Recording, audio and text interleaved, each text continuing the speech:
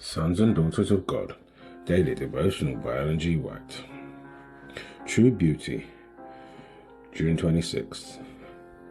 We choose the best in life, and let the beauty of the Lord our God be upon us. Psalm chapter 90, verse 17. There is a natural tendency with all to be sentimental rather than practical. In view of this fact, it is important that parents in the education of their children should direct and train their minds to love truth, duty, and self-denial, and to possess noble independence, to choose to be right if the majority choose to be wrong.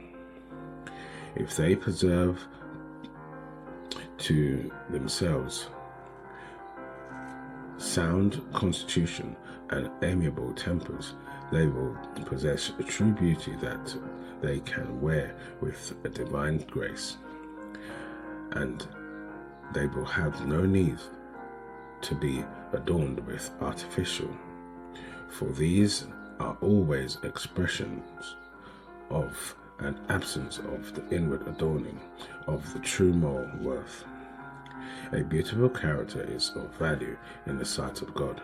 Such beauty will attract but not mislead. Such charms are fast colors. They never fade.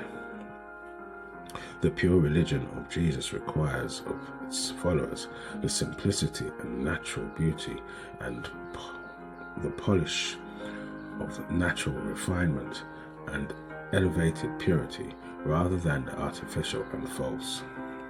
There is an ornament that will never perish, that will promote the happiness of all around us in this life, and will shine with undimmed luster in the immortal future. It is the adorning of a meek and lowly spirit.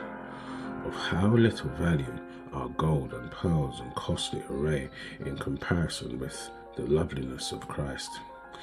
Natural loveliness consists in a symmetry or in the harmonious proportion of parts of each with the other. But spiritual loveliness consists in the harmony of likeness of our souls to Jesus. This will make its possessor more precious than fine gold, even the golden wedge of Ophir. The grace of Christ is indeed a priceless adornment. It elevates and ennobles its possessor and reflects beams of glory upon others, attracting them also to the source of light and blessing.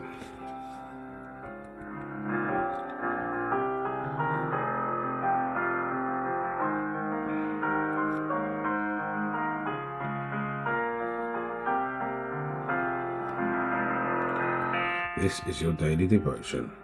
We thank you for listening. We hope you can join us again tomorrow. Please also check the YouTube comments for further study notes.